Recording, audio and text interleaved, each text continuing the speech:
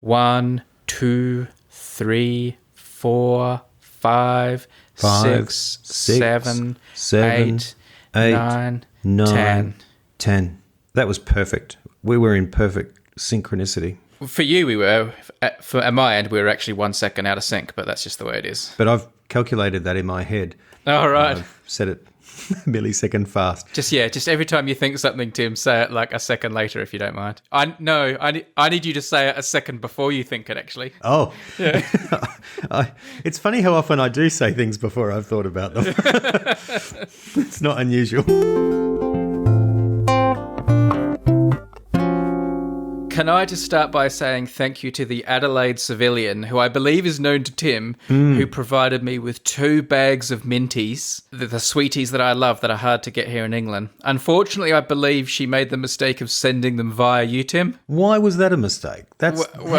Because you clearly... Well, I'm not going to blame you, but clearly you packed them inadequately. I don't know if it was because they were in like the hold of a plane or how they got here, but obviously they went through various temperature changes, which resulted in them melting and solidifying and melting and going through various processes. And it resulted in the soft, minty loveliness, like basically welding itself to the wrapping paper, so you couldn't unwrap them.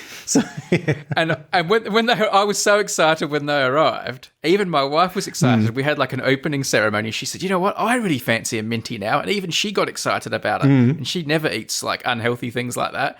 And I tried to unwrap them, and the first one stuck. And I thought, "Oh, that's strange." And then minty after minty after minty could not be opened, and I was so desperate for the minty that I ended up eating one in the wrapper. Oh, so you ate the wrapper, or you spat that out afterwards? No, you couldn't even do that. I had to you could get like the twizzly ends off, but the actual paper wrapped around the body of the minty itself couldn't be removed, so I just swallowed it. I did that when I was a kid, when I was desperate. Yeah. I know exactly what you mean. I had to toss them in Did the you end, do it to the two whole bag? Oh, Nah. no, you threw them away. I had to throw them in the bin in the end. So thank you, civilian, for your kind gesture. But I guess it's some kind of justice. Tim got his revenge for the tormenting of Tim. He tormented me back by sending me minties I could not eat. Ultimate revenge. Oh, it is pause for thought. I hope that bucket of chicken's going to be okay when that gets there. Tim, stop sending me KFC in the post. I'm glad to hear that the minties got warm along the way, because that'll keep the chicken warm as well, whatever circumstances they're going through. It was a tragedy. But anyway, I don't know what you could have done. Maybe we need to come up with some kind of like insulated wrapping or something. I don't know how we're going to do this, but I'm sure there must be some. Was it worse to receive them like that than to have not received them at all? yes. So the thought that counts wasn't something that came to mind. You were like, Well, no, the thought counted. And like, I do appreciate the thought, but you know, it's still worse. I'm trying to think of an example of how something would be worse. Like, you know, like if I got like, say, I bought a C.S. Lewis first edition and thought for you, and then instead of sending it to you, I just burned it. That's not the same. Like it was like I did when I bought it, I intended to give it to you, Tim, but in the end, I thought, I'll just burn it. Well, you are making you're making an assumption when you say the thought that counts, that it wasn't in the thoughts of the civilian to send them to you, conspiring that these will probably be ruined at the other end, but you know, it'll torture him a little bit. I bear no malice to the civilian. In fact, I think what she did was lovely. I bear malice to you for sending them so poorly.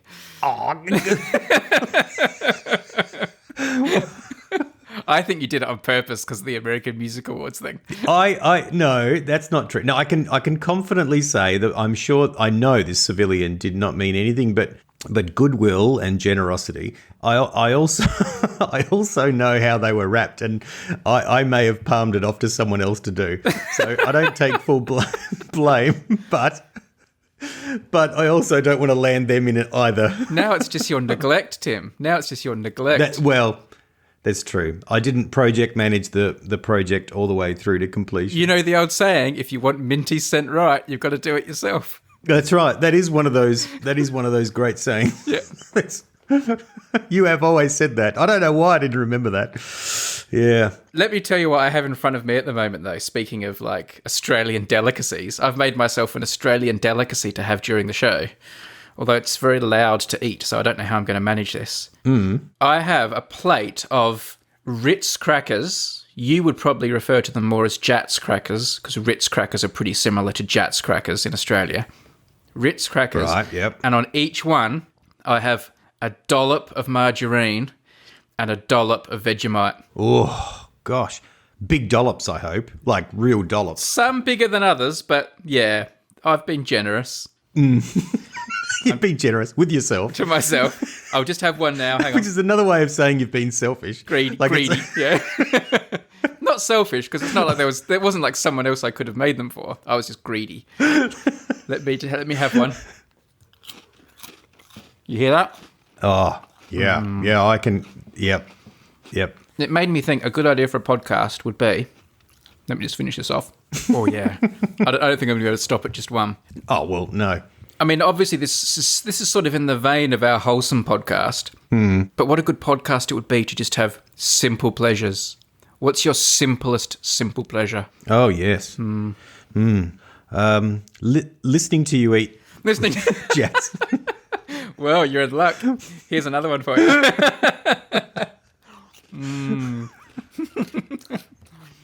That is very similar to our wholesome, but it does, because it's simple, it could be an unwholesome. Well, yeah. Like once upon a time for me, it was smoking, which is, the idea of going out, sitting, having a smoke with a coffee. Oh, was bliss. It's a simple pleasure. It's not anymore. I've given up smoking, and actually, I really wouldn't enjoy it. I don't enjoy the smoke of it, but it's still simple. Gosh. Yeah. A really which I also have on my desk at the moment and just had a sip of, a really, really ice cold can of Coke. Oh, okay. Really cold, hitting the back of your throat. Have you got is it no sugar? Or is it it's zero sugar. Full-blooded? No, it's Coke Zero. Yeah, yep. Here you go, man. I'll have a sip for you. Ready? Oh, yeah. That's a simple pleasure. Oh, yeah. Well, if there's something I find more pleasurable than listening to you eat Jats or Ritz, it's you drinking Coke. Oh, yeah. I asked my wife before we started what hers was. I thought she was going to say baked beans on toast, but she said a cup of tea. A cup of tea? Just a cup of tea. Just a cup of tea. Oh. That's all. Just a cup of tea. What's your current one now that you're off the cigarettes? See, one thinks of food because your illustrations have been food, and in that area it would have to be a toasted cheese sandwich, which I call a toasty. This is not a piece of bread with the cheese melted on top. You mean the ones that are like pressed, like some people would call them jaffle, or Yep.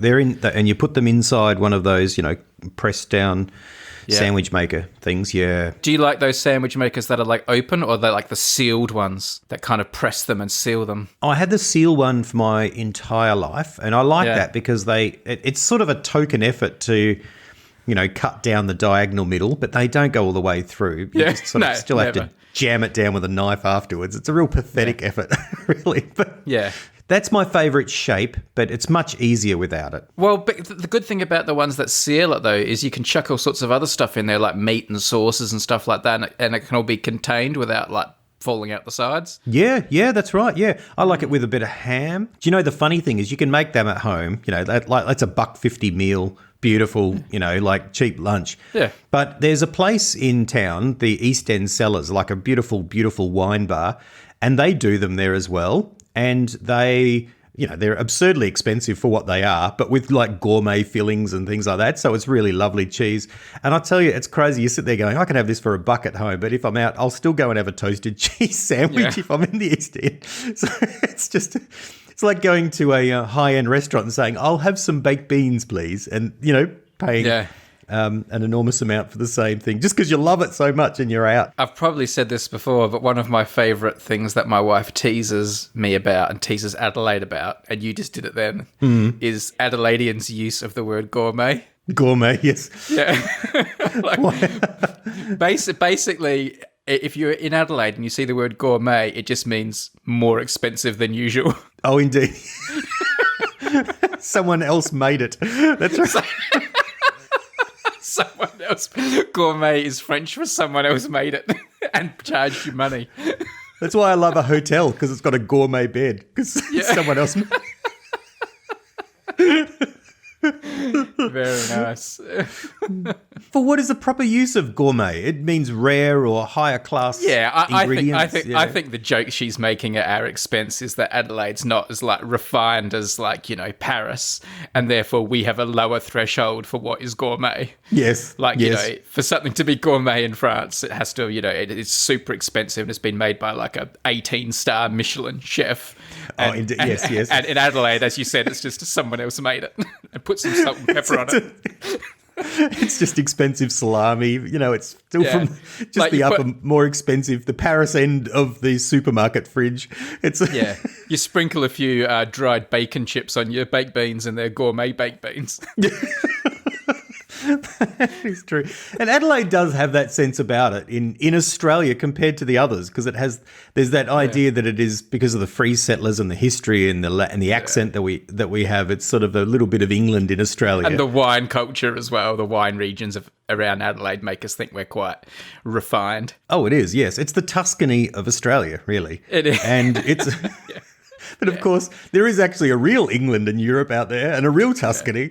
And but gourmet's not a simple pleasure. Gourmet's the opposite of a simple pleasure, Well, if you've got common tastes like you do, however. Walking the dog is a simple pleasure. Yes.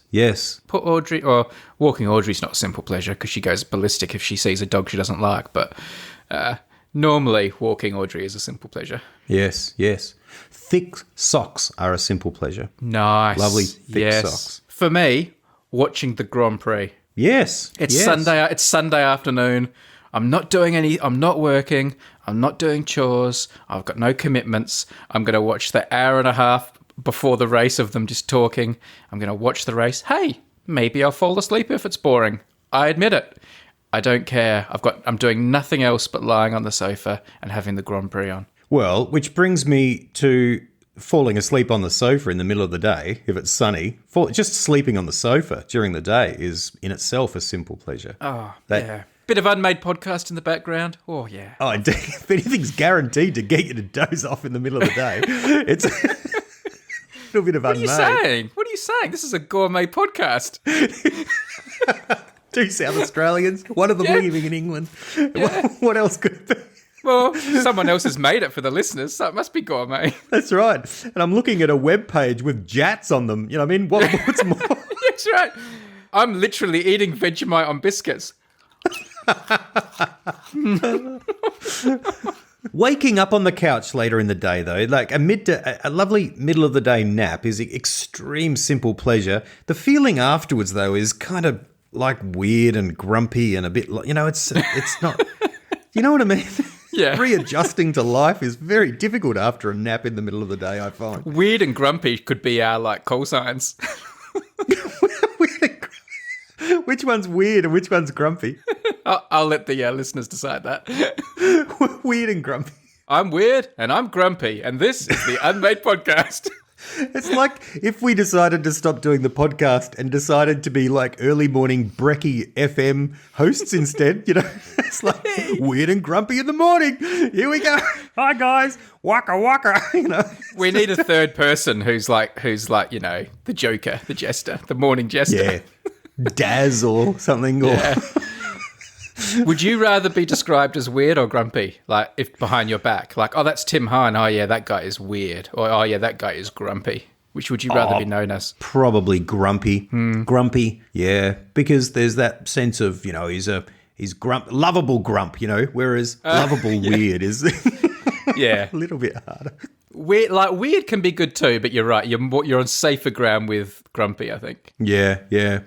Weird can be really bad. That guy's weird. Really weird.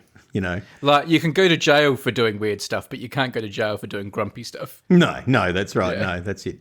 Yeah, but grumpy's a funny word, isn't it? It's a lovely, fun word to say. Grumpy. It is. Yeah. It's much nicer than irritable or ill-tempered. It is, yeah. Which of the 7 dwarfs would you rather be known as? Where are they? Doc, dopey, bashful, grumpy, sneezy, sleepy, happy. What about Dasher and Blixen, aren't they? Yeah. I may be getting confused there. Doc? I don't remember Doc. Oh, Doc wears glasses and often mixes up his words. So Doc, obviously Doc has got a bit of prestige, but he's a bit old. Happy is like, well, okay, no-brainer. Is Doc sort of the Papa Smurf of the dwarfs? The head, more senior member? In fact, it's probably not fair asking you which dwarf you want to be. Which dwarf do you think other people would describe you as? Oh, that's tough. Yeah. I'm not as familiar with them. Let's have a look. Bashful. He's very shy and kind-hearted. Wow, obviously not. You're obviously not bashful. Oh, he's also cute, though. I'm cute. No, I'm not. Great. Cute's something that people never describe themselves as, even though it's a compliment to them. No, because you don't want to be cute. You want to be like attractive or sexy. Sneezy's name is earned by extraordinarily powerful sneezes, which are Yes, seen man. blowing. He's Thanks for that. Sleepy is always tired. Man, did you know that? I'm going with dopey for you. Dopey.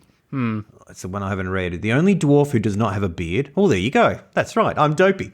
Yeah. Although he's mute and you're not mute, but Accident prone. yeah, that's what I thought for you. How am I accident prone, apart from regarding technology and recording this? Come on.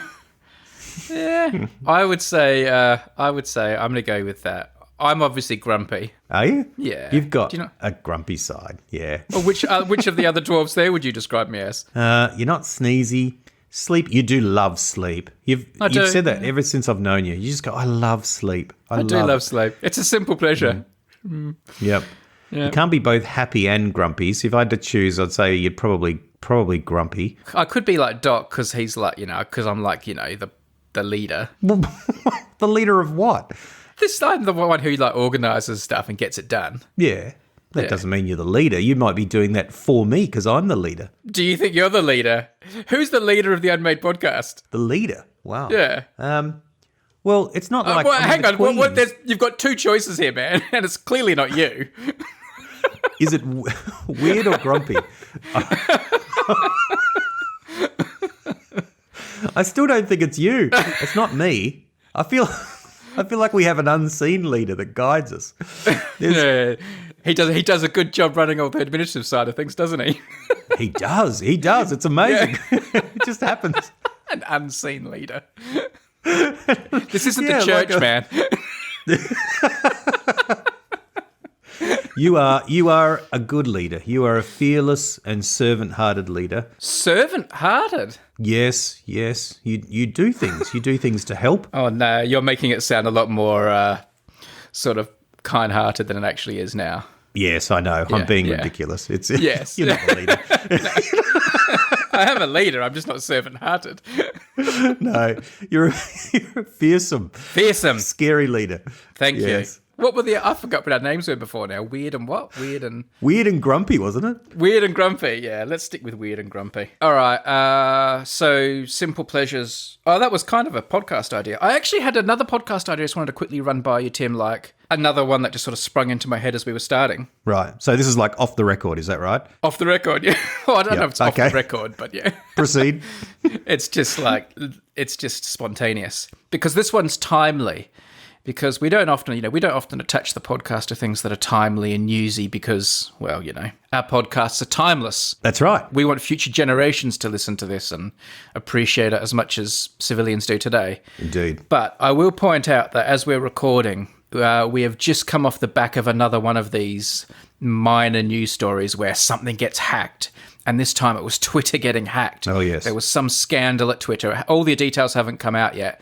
But what happened was all these famous people had their accounts compromised, and there were tweets from people like Barack Obama and Elon Musk and all that saying, send me $1,000 on Bitcoin and I'll send you $2,000 back. Yep. Which is ridiculous. Like, who in their right mind's going to see that and not think something's gone wrong here? Indeed. But a certain number of people did send $1,000 to this hacker's Bitcoin address. Twitter have fixed it up now, apparently, and we'll see what happens. We don't know what the full story is yet. It looks like maybe someone who works for Twitter was doing something a bit naughty. But anyway. Oh, the Twitter police will be onto it. But it did make me think of a podcast idea, which is kind of called Hypothetical Hacking. And it's all about, and the idea is, obviously most hacking, probably all hacking, I imagine, is illegal. So in our hypothetical scenario, we're going to ignore the legalities of things.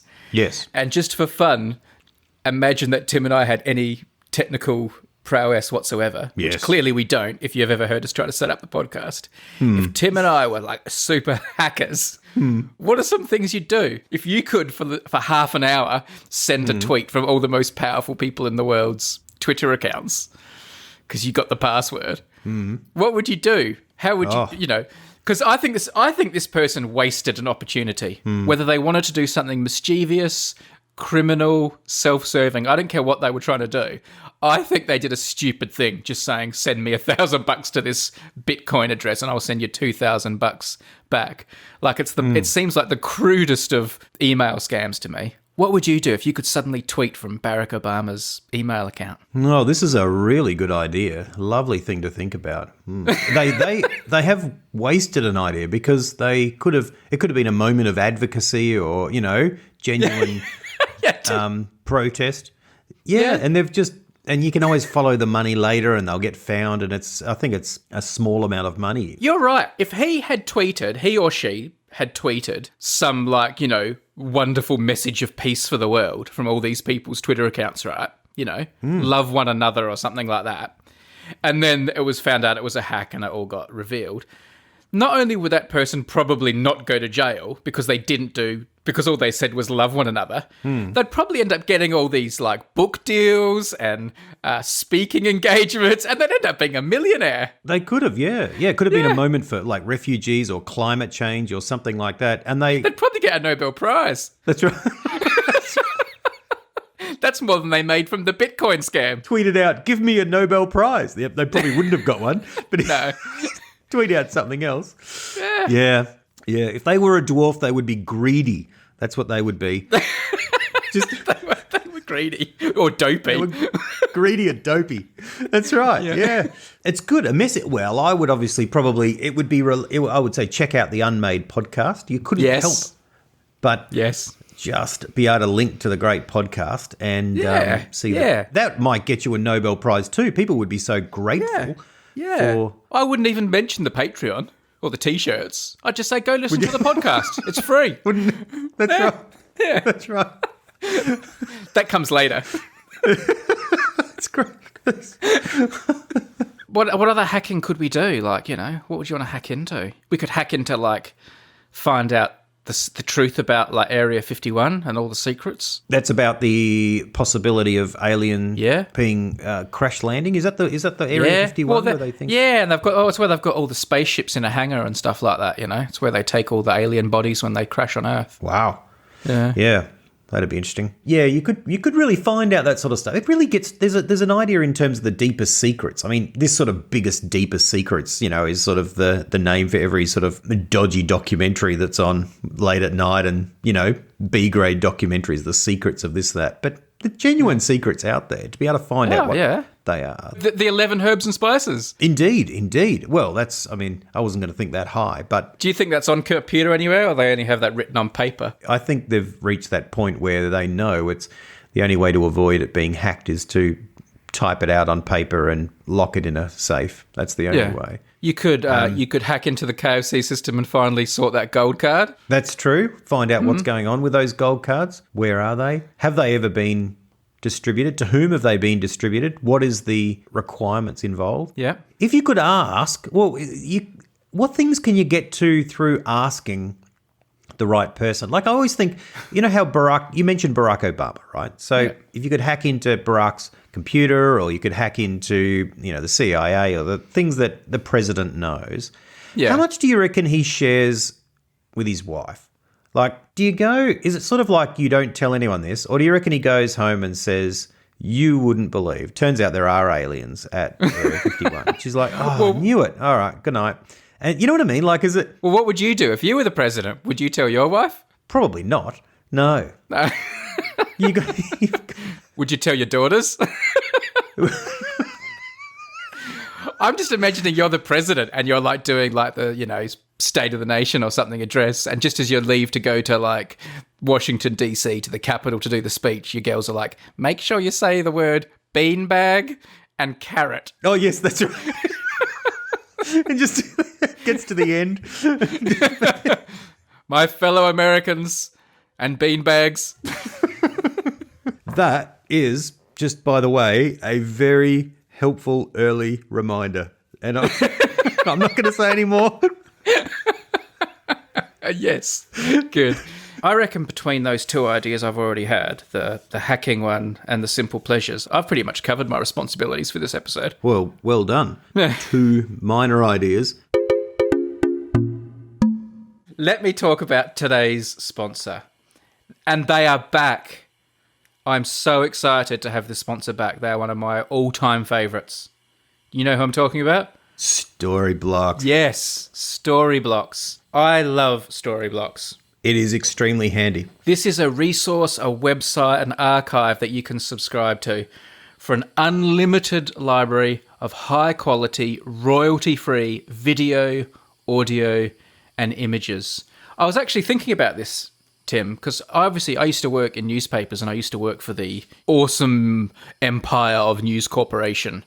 And after that, I worked for the BBC for many years as well. Yes. And one of the real advantages when you work for organisations like that is you have at your fingertips this incredible archives of pictures and videos and audio. Whenever you're creating something or trying to tell a story, you can just use all this stuff. You just pick up a phone or a computer and this stuff's like at your fingertips. But when you're like a freelancer or a smaller business or self-employed like me, or you're doing other things, when you need content, like you haven't got that, you haven't got a library, but you can sign up for something really affordable like Storyblocks, and suddenly you're like those organizations. You have this incredible, whatever you could possibly need, suddenly you've got it. And that's a really good reason to be signed up to Storyblocks. That is a very good reason. And they're always updating it, by the way, as well. It's not this sort of static library. There's always new stuff going into it.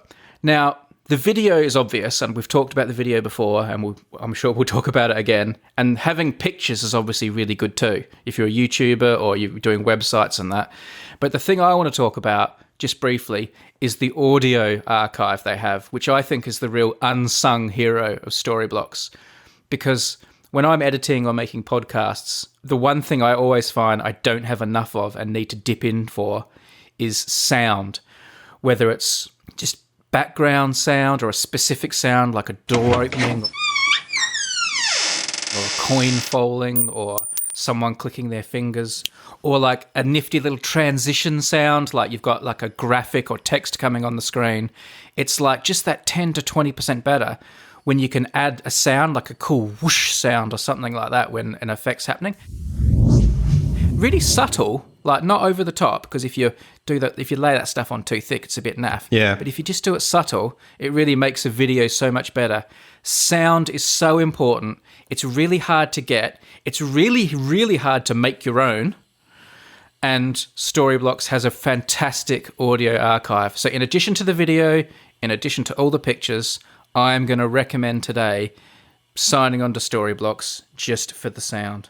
Is it one of those, I'd always be tempted if I was making an album to have the kind of album where you throw in lots of extra sound effects, like on Michael Jackson's Thriller, how there's like, the sound of the door at the beginning and then there's a howl and you know what I mean? Like it's make like a little mini movie. It's got loads of that kind of stuff. Is that right? The secret with sound is to use it. You always need it, but always just to be subtle with it. For example, a lot of my astronomy videos, I quite often will show animations and things in space, like, a planet or stars or things, a galaxy or a nebula. Yeah. Obviously in space there is no sound, but when you're watching a video when there's no sound, it just seems wrong. So you do have to kind of add sounds often, but you don't want it to be overbearing. It might just be like a very subtle like rumble, like a in the background as you're looking at a menacing rumble as you're looking at something spacey. And you want to have a really good library and archive of stuff for that. And I was actually just looking through the Storyblocks archive just before we started recording, and I just did a search on the word like rumble, and they had all sorts of cool rumbles and things like that you can use for space shots. And by the way, go to storyblocks.com/unmade when you sign up. And if you do that, they will know you came from here. And if they know you came from here, that's good for us. Super handy. Very good resource. Very good resource. Your own private media library at your fingertips. Do you want to hear one that I'm really good at? Yes. Eating a biscuit. Oh, yeah. So now I know you don't have Jats or Ritz. You've just lined up Storyblocks before the episode recording. That's what you've done. Yeah. Let me see if Storyblocks have got eating a biscuit. Eating a cookie, eating. Cookie's a different sound. Mouth. Cookie's a different sound. Cucumber eating, potato crisps crunch, eating salad, potato chips. They have more chewing and eating sounds than you can shake a cheese stick at. Wow. Storyblocks.com/unmade. Check them out, people. Oh, well, mine, I'm keeping it pretty light, like yourself. You may recall that when we were on the island together, now I've forgotten the name of Steep Hole. That's right, Steep Home it was. I was just telling There we go. I was just talking about it the other day. I can almost see it from my window. So when we were over there, one idea that I shared on our recording over there was photo roulette or iPhoto roulette, where you open your photos on the phone, flick through a few times and go bang, and you talk about the photo that you land on. Yep. This is a variation of that idea, basically, Okay. but it's a little bit more hardcore. It is internet roulette or Safari roulette. Internet roulette, probably, where you open up the phone, and on an iPhone you can do this. I don't know about Android devices. I'm sure it's similar. Basically, and there's a whole page of pages you've been looking at over the last year. You know, they seem to add up forever on your iPhone. You flick through and go bang and see what was, and it instantly takes you back to that moment. Okay. And you've got to, you talk about and explain, why were you looking at that particular page? What was going on that day, your life? So it's sort of like your internet history roulette. It is. Oh, yeah, it's the history. That's right. That's right. Okay. Do you, I thought that might be an avenue for an interesting discussion. Some of it's important stuff, some of it's trivial stuff, some of it's just the news bit or an open from a news app or whatever it is. But really, the way to explain this is for us to do it.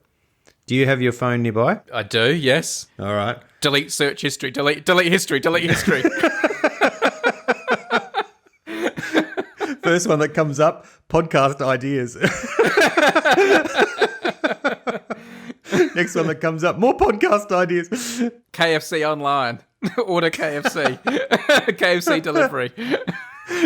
So I've got my, where do I go? Like, what do I? Yeah, I think you open up, you've got an iPhone, I think, don't you? So Safari. Yeah. And then down the bottom right-hand corner. Hang on, I've got to check this.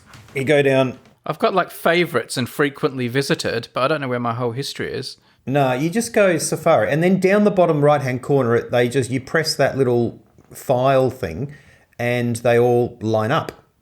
They all jump out like files and you can scroll up and down and stuff. Oh, these are ones that are actually open then, that are currently open. Indeed, that's right. Okay, right. Hopefully you haven't got a tab open for every single web page you've ever looked at. Do you ever go through and shut them? I don't ever go, well, if I'm hell bored, I might, but I've got loads. All right. I'll tell you what I've got. I'll tell you the ones I've got open at the moment because I don't have many. BBC Sport page, so I can look at sports results. A Wikipedia search on a CEO of a company because I had to interview him, so I wanted to see who he was. Another BBC Sport page. Another BBC Sport page. Another BBC Sport page. A YouTube content manager thing. A Wikipedia search on a Japanese word researching for today's podcast. And that's everything I've got. How do you have them only so few? Every time I open a web page, it seems to add another one of those. Well, because when it gets when there's like 30 or 40 of them, I realize that's a pointless thing and I go through and I shut them all.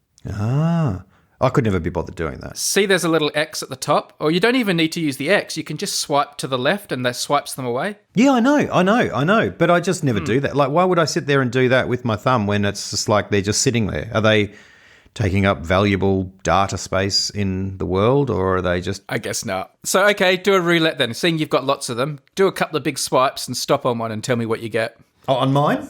Yeah. All right. Well, I can't do it on mine. I haven't got them. 1, 2, 3. Oh, I've hit the top. Okay, I'll flick back down. It's my own church webpage. Maybe that's a bit boring. Let's go. Well, while I'm here, let me do a little promotion. Oh, look, it's Storyblocks. I was gonna say. Okay. So this is a Wikipedia page for the Metallica album Reload, which I just looked up the other day because I was wondering if it sold more than their album Load. So I literally just looked it up on Wikipedia to have a look. Right. Yeah. I do find it interesting, though, that the thing that you search in your spare time is what album sold more than what other album. And the thing that I search is, like, who scored more runs than someone else in sport. Like, it's always just checking little trivial numbers. Yes. How many catches did Jeff Dujon take in his Test career? You just have to know. It's just ridiculous. And then you forget straight away, yeah. I've flicked again, and I've opened up, and it's come up on it's sort of a Google information page for, this is a coincidence from before, Christian Horner, who's the manager of the Red Bull Formula One Grand Prix team. Yeah. I was just reading up about him. He's just an interesting guy, and I'm learning more about Formula One at the moment, really quite enjoying it too. I know you're quite new to it because the other day you said to me, did you know that Christian Horner's married to Jerry Halliwell? That's right. Yes, man. It's like, did you know that Formula One cars have 4 wheels? They are a little bit different. I mean, you would have known. Okay, tell me who Mel B from the Spice Girls is married to. Do you know? Well, I don't. No, you don't. She's not married, is she? I have no idea. Yeah, but if you watch Formula One a lot, it's pretty well known. Like sometimes she comes to races and stuff like that, and when they got married, it was a big deal as well. And right, okay. It's pretty common knowledge in Formula One. Right. Well, he's not keeping it a secret, I imagine. No, that's right. Tim blew the lid off. Did I mention I'm married to one of the Spice Girls? Oh yeah, and I manage a Grand Prix team. Oh right, okay. How's life going for you? All right. If you could have a choice between either being married to Ginger Spice or managing the Red Bull Formula One team, which would you choose? Let me just, before I immediately jump to saying I would manage the Formula One team. Yeah. There's no way in the world I can answer the other one, and I actually wouldn't want to be. But let me just point out, she was my favourite Spice Girls back in the day. She was. So you'd rather be married to her? No, I'm not saying that. It's not a fair comparison because back in the day I didn't have a favourite Formula One manager. So yeah. Red Bull wasn't around in the 90s. It's not a fair comparison. Yeah, fair enough. Why was she your favourite Spice Girl? I know you don't want to be married to her. Yes, you do. I think I just thought she was the prettiest. Oh, She's right. very pretty. And yeah, I thought she was the prettiest. She's also kind of the sort of fun, loving, kind of sassy one. You know what I mean? Like she had the biggest personality. Yeah. She had that cool Union Jack dress. It was very iconic. I mean, she is the most iconic of the Spice Girls, probably because of that dress. Probably, yeah. Yeah. Although Posh is probably the most famous. Yes. More for her marriage afterwards with David Beckham than she is for even the Spice What? She's married to David Beckham? She is. Did you know that? He's one. Are they keeping that a secret in England? Is that I'm surprised you haven't texted me to tell me that yet. Yes.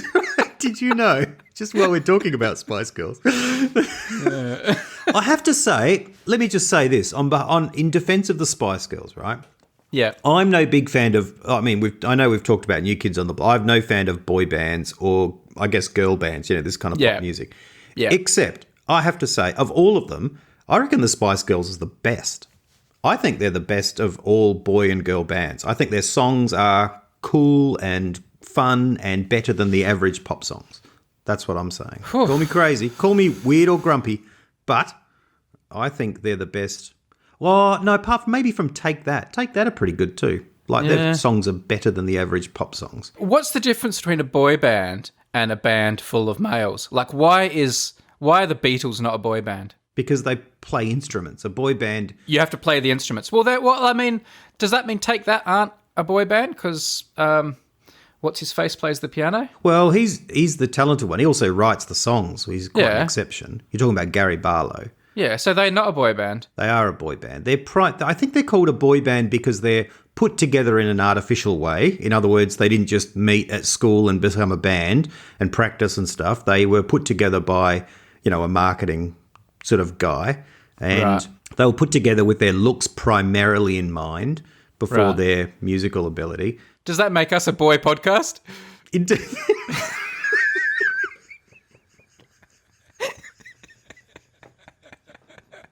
Weird and Grumpy, your new favourite boy podcast. We were put together based on our looks.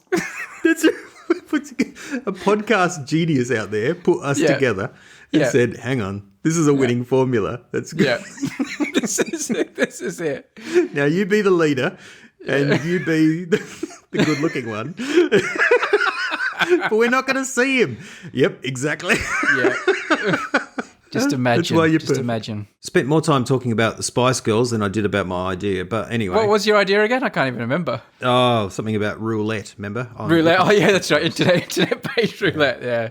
And it came up that roulette. you were looking at the Spice Girls and we got off track from there. So Yeah, I mean, that's a good idea. I'm not sure everyone in the world will be comfortable with sharing their search history, but some people might be. Also, mine would very often involve lots of things to do with nuclear bombs, because I tend to spend a lot of time in my research doing things about plutonium and nuclear weapons because of periodic videos, so I'm sure I'm already on a watch list somewhere for that reason. right, okay. Shall we do an idea from a patron? Yes, please. This one is very different. Hello, I'm Oleg. Where do you think Oleg's from? Oleg. Every time you ask me this, I'm going to say Canada. Yeah, not Canada. No. Oh gosh. Hang on. Sorry. The very person who sent you the Minties just appeared at my window at work in the dark. Did he get the Minties? She does not. Are you talking about the Minties now? Did he get them? Did he like them? You did send them with insulation, didn't you? Is she still there? Is she still there? No, she's walking. Ah, God! Her partner just jumped in out of the dark and scared the heck out of me. Is she there? Do you want me to call her back? Yeah, get her on. Katrina! She's coming back. All right. Do you want her to come inside or just... Yeah, put her on. Give her the headphones for a sec. Katrina, do you want to come on? Okay, Brady, you there? Yeah. Can you hear him yet? Yeah, I can hear you. So sit in the chair. Uh-huh. Don't make any noise with the chair or anything. All right, can you hear me, Brady? I can. All these things Tim's telling you to do, like to be careful with the microphone and show good podcast discipline, he does none of those things himself. That's all right. Do what I say, not what I do. That's not fair. That's not fair. I'm learning. Tim, this is not your moment to shine. You have to. This is Katrina's moment. All right, fair enough. I can see I'm being replaced. Yeah. Continue with the audition. Thank you for my Minties. Oh, you're very welcome, Brady. I'm so sorry they didn't turn out the way they were sent to you. Was it you who botched the sending, or was it Tim? Well, I don't want to point fingers, but I can say when I handed them over to the delivery man, they were in very good condition. Mint condition, in fact. They're in mint condition. Do you think you can sort some more out or not? Well, I can, but I mean, Tim and I had a conversation about how you can guarantee that they'll get to you with no faults, and I'm not convinced that I can do it just by posting them. I think I might need to actually do a personal delivery, and that seems quite an investment to, while I really want you to have some Minties, I don't know if I'm that committed to it, Brady. I'm sorry. I think you should do it. I think they need to be flown business class. As long as you pay for the tickets, I'm on board with that. Well, you don't necessarily need to be on the plane. I'll just get one seat for the Minties and they can just strap them in, and then we can have someone pick them up at the airport. Well, that's right. I mean, you can send children over and the stewardess have to look after them, and just be the same deal with the Minties. Yeah, I can just see the stewardess going, seeing this bag of Minties going, are you okay? Are your parents here? That's Are right. you all on your own? Would they get one of those activity packs, that they used to give to kids on Qantas? They should. Maybe they will do that. I don't know. Recently they flew the Ashes cricket trophy from England to Australia, and they gave the Ashes its own seat in business class. Oh, really? I know this because my mate flew the plane and he took a picture for me. Because did it have a special escort? Surely the Ashes would have. I think so. I don't think they just got someone from Cricket Australia at the other end to pick them up off the plane. I think they probably had an escort as well. Yeah, that's it. All right. Well, we'll have more conversations about this. Maybe we'll get them flown business class. Yeah. I'll have a talk to some contacts at the airlines. But in the meantime, if you can sort out a couple more bags, I'll send the money for the Minties because you've already forked out once. I'm not going to make you do it again. But in fact, no, I think Tim should pay for them this time because he mucked up. Oh, hang on. Goodness. Tim, this is not your moment. Well, I was going to say, if there's any other delicacies, from Australia that you struggle to get in the UK, just let me know. Because I remember when I was living overseas, I really craved wagon wheels, and I just sent that out to a family email. And soon enough, my aunt sent me a packet, and that was very well received. I still remember that. That's over 10 years ago. I'd be up for some wagon wheels. And yeah, you want some wagon wheels? I tell you what else I wouldn't mind, and I think that could handle the trip better than Minties, some savoury shapes. Oh, yes. Absolutely. Yeah, they wouldn't melt. Yeah, for sure. Chicken twisties are good too, but chicken twisties I feel like don't have good volume. Like the bags are very big for how much food you get. But That's right. Interesting. Specifically chicken twisties, not just the regular cheese twisties. There are lots of things over here that I like cheese twisties. That I feel like my cheese twisties hankerings are catered for over here in the UK, but there's nothing like chicken twisties. Right. Okay. Thank you very much. No worries. Thanks, Brady. Thank you for trying with the Minties, and I'm sure we'll get it happening soon. I did eat a few of them, but I had to eat them with the wrappers. Oh, that's really disappointing. I know. They were still pretty good, actually. I don't know if they were good for my digestive system, but they still tasted good. Very good. All right. Thank you. All right. See you, Brady. No worries. See you later. Bye. Thank you, sir. All right. Let's get back to Oh, that's lovely. You made her night, man. Let's go. I can...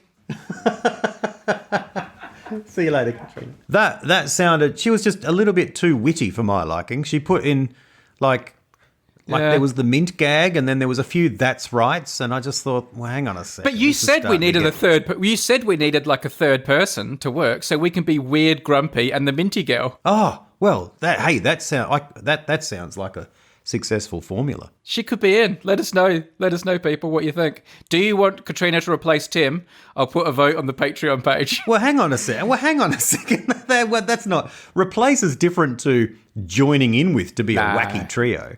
I think two's enough, really. Really. And I think Katrina and I had a good podcast chemistry. Far better than you and I. Thankfully, she's not at all grumpy. So that's... Let's get back to Oleg. You were going to guess where the patron called Oleg was from. Oleg. Okay, well, like I said, I was going to say Canada. No, it's not Canada. It's a country you've been to in recent times. Oh, in recent times. Okay. Recent-ish. From the States or from England? No. Oh, where else have I been? I don't know, Singapore? I'll give you a clue. Jesus went there. Oh, indeed. Yes, I forgot. He did. It is Canada. It is.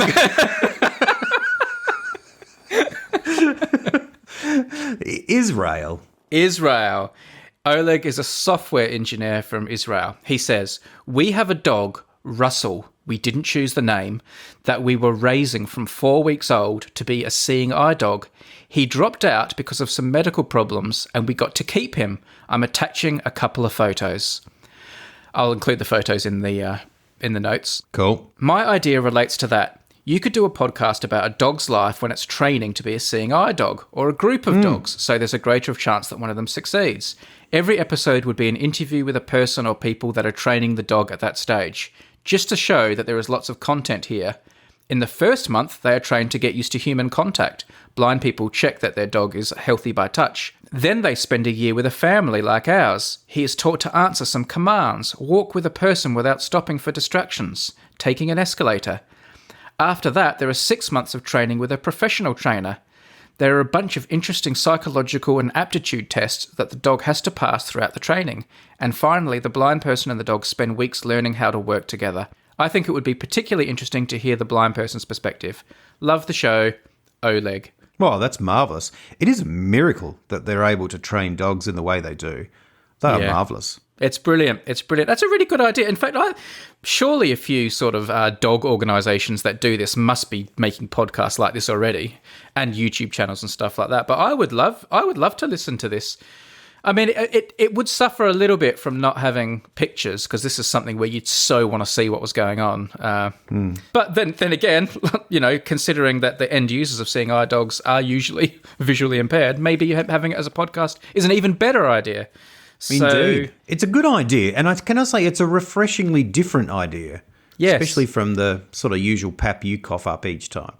Really quite refreshingly different. Speaking of stuff I cough up, do another biscuit. I've only got 2 left now. I was on a board for many years with someone who had a seeing eye dog in the room, and it was fantastic the way, firstly, how well behaved the dog was. That's one thing, and you don't obviously interfere and so forth. But it was marvelous to see how this person negotiated life and actively involved themselves in all parts of, it was a big, broader church organisation. And Did the dog itself have a vote in board meetings? Oh, indeed, yes. Sometimes came as a proxy. That's right. Casting vote. We didn't like that too much because they always raised contentious issues. Do you know something else you just said there reminds me of another funny thing in life, and it happened to me the other day. You know how you mentioned how you didn't interfere with the dog, and it's like it's a well-known protocol that you don't go up and pat a seeing eye dog and play with it because it's like when it's working, it's a working dog, and you're not supposed to interfere with it. And you know how when you suppress that desire to pat the dog and play with it and give it attention, you almost feel like a hero for having done nothing. and I think it's quite fun to think of those times in life when you think you're a hero for having done nothing. Yes. There are 2 other times. One I've mentioned before, and that is when you pull over for an ambulance and you feel like a total hero. Yeah. But the other one you get where you feel like you're such a legend is when you drive really slowly past a horse on the road. And then the person on the horse waves to you to thank you for driving slowly and not distracting the horse. And you're like, yeah, I'm awesome. You just give yourself a massive round of applause. Yeah, like, oh, God, I'm a good person. I'm so good. I didn't play with the dog. I pulled over for an ambulance. I went slow for the horse. You get it now. In fact, as we're recording during this kind of, era of COVID. When you give someone room because at the moment you're not supposed to go within 2 meters of people in the street, especially in England. And like if you see like a group of kids and a family coming down the road and you like step out into the road to give them a really wide berth, and the parents give you this knowing nod, thank you very much, that was really considerate of me. Right. And you're like, yes, it was very considerate of me. I'm a hero. I laid down my life for that family. That's right. Yeah. Let me put my cape over a puddle while I'm at it. That's right.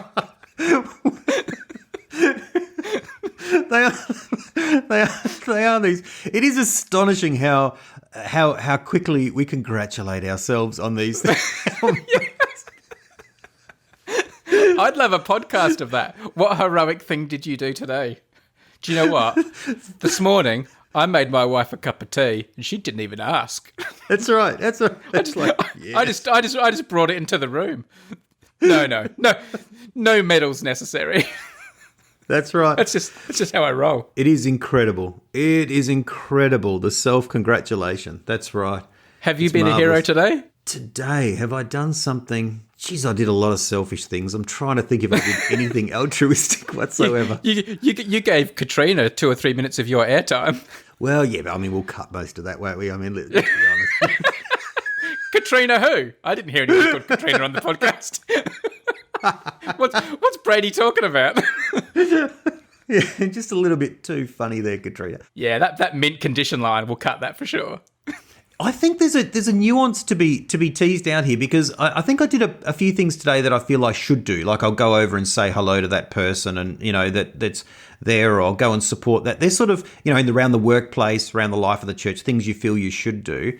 But there's another. What you're talking about is something that's almost like the compulsion's not there. Like, it's not that I should do it. It's just that I voluntarily did it. I did the right thing. The thing that those things have in common, I guess, all 3 of them are just like normal good acts, just like, good citizen acts to do, right? And it's Indeed, not, and most people do them. You're not exceptional for doing them. I think the thing that sets them apart is you don't often get the opportunity to do them. And that's what makes them feel special. Yes. Like you don't often see a horse on the road that you can drive slowly past. So when you do it, it still has novelty. Like, like I'm polite every day. I say please and thank you to, people in the shops and stuff. But because I do it so often, I don't congratulate myself for it. But if it's something rare, like, you know, not patting the seeing eye dog because I knew the code, I knew what was right and I did it. That's like, it's a bit different. I find that I'm really big on letting people in, you know, who are in traffic. And that's a good one. But if you wave back, if someone lets you in and then you give them a wave, then you feel like a hero because you gave them a wave. I thank them. That's right. That's right. How considerate am I? I waved back. That's right. I'm a good driver. Like I'm the kind of, if everyone behaved like me on the road, you know, everyone would be much better off. There's also the apology. You know, if you do something wrong on the road, like I cut that person off by mistake, you go up and you actually apologize, like give them the hands up and the high eyebrows of I am sorry. Mea culpa, yeah. Yeah, the mea culpa, that's right. Yeah, it's like, oh, that was good of me. That was very humble of me. I was impressively humble. Yes. Yeah. Outstanding. There'll be because people rarely do that, and yet I was able to avoid. Most people would have gone into road rage and pulled out a golf club and started swinging it at the other bonnet, but no. I admitted my mistakes. Yeah. No, it's a sign of my perfection that I'm willing to admit my imperfections. That's right. In fact, if I was a dwarf, I would be humble. If I was a dwarf, I'd be humble. I wouldn't be grumpy, I'd be humble. Humble. Okay. If I was a dwarf, I'd be humble. Out of context is a very funny line. What I mean is, if you were one of the you seven can't dwarfs, cut out the earlier discussion about the seven dwarfs. I would.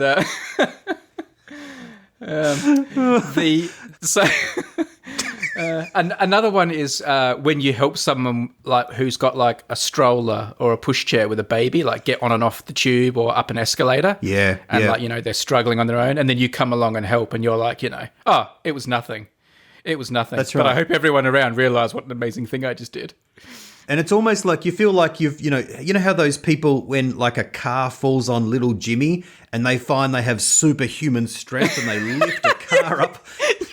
You do. You feel really strong, don't you? When you just pick the end of a pushchair up. Oh my God, I just did it with one hand. The chivalry. The chivalry. There's chivalry coursing through my veins like adrenaline. It's like I've slayed a dragon. It's like...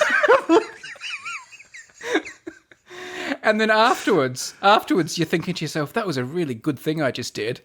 But I can't tell anyone, because if I tell anyone I did it, I'll just sound ridiculous. Like if you went home and said to your wife, do you know what? Today I helped a woman with a pushchair down some stairs.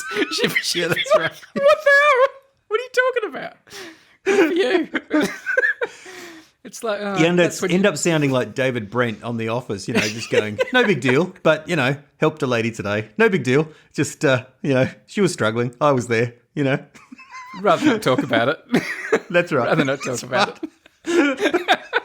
No big deal. Nothing at all. I wouldn't even mention it, but, you know. No, but, you know, seeing it came up. All right, then. Well, Oleg. Great idea. Thank you for your idea. Give our best to Russell. Give Russell a pat from us. Because you are allowed to pat Russell and do whatever you want now. Because, let's face it, he's a failed dog. He failed the test. Well, you can ask permission, though. That's the big thing as well, is you sort of say, you know, am I allowed to pat? Or if he's not working and he's just sitting there, you know. No, Russell doesn't get that special treatment. You didn't say what his medical problems were. I do hope he's okay. He looks good in the pictures. I actually was wondering how often seeing eye dogs like don't make the cut. I was curious. I did a bit of Googling before the show. I have to admit, this is just from one site, one particular niche site in Massachusetts that does seeing eye dogs. So I don't know if this is indicative, but they were saying half of dogs don't make the cut and get adopted out. And of that other half, a certain percentage, you know, become proper seeing eye dogs. Another percentage don't become seeing eye dogs, but they were good enough to be like helper dogs with, you know, people with autism and stuff like that. And another section of that half are kept for like breeding because they've got good genes for it and stuff, even if they're not a seeing eye dog themselves. So about half About half don't make the cut. So don't feel bad, Russell. They get sort of redeployed to desk duties and stuff like that. They do. On the field. Yeah, they're like, they're behind the scenes.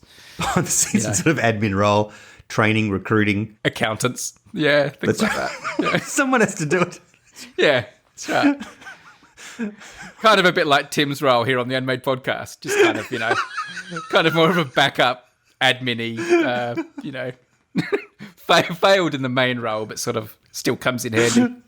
Just hanging around. Yeah. Yeah. Pat him on the head. Much appreciated. People often say to me, like, can I talk to Tim or like pat him and stuff? And I always say, no, not when we're podcasting. He needs to concentrate. His ideas are bad enough without people patting him at the same time.